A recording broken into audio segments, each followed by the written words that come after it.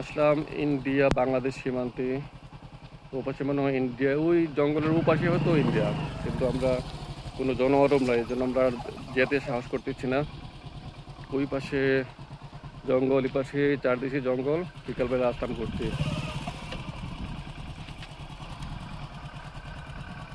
এই আমাদের সম্মানিত সহকর্মী জুয়েল রানা স্যার, আর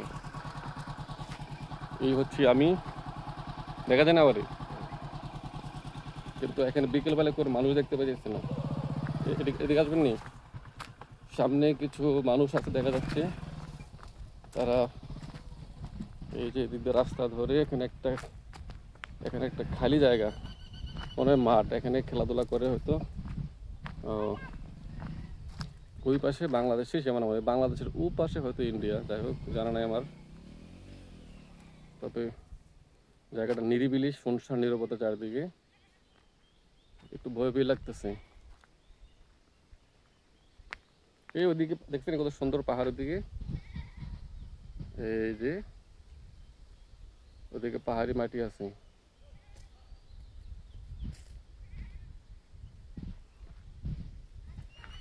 আর যাওয়া যাবে না ওদিকে,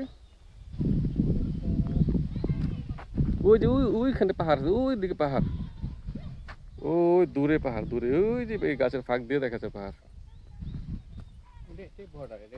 এটা বর্ডার নেই, অফিসটা বাংলাদেশের না ইন্ডিয়া? এই অফিসটা বাংলাদেশের মনে হচ্ছে, বাট কাটাতারে বেড়াতো ওরা, আর দূরে মনে হচ্ছে।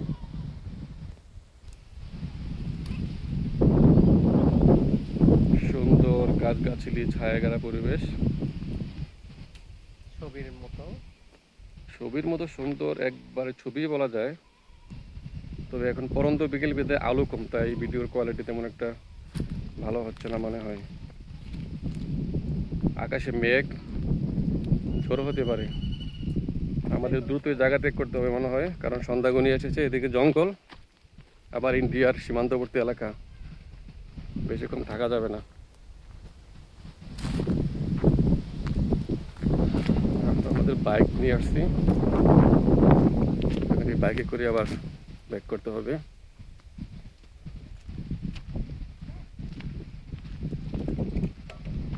উঠবো?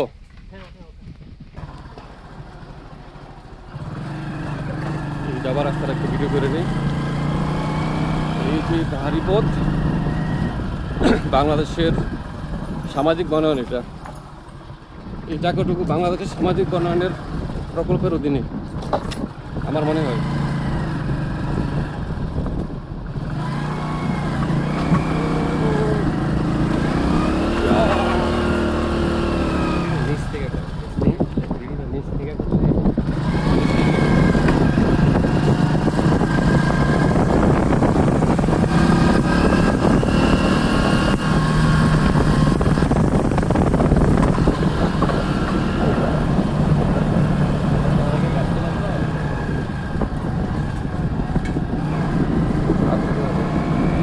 সালে আসছিল।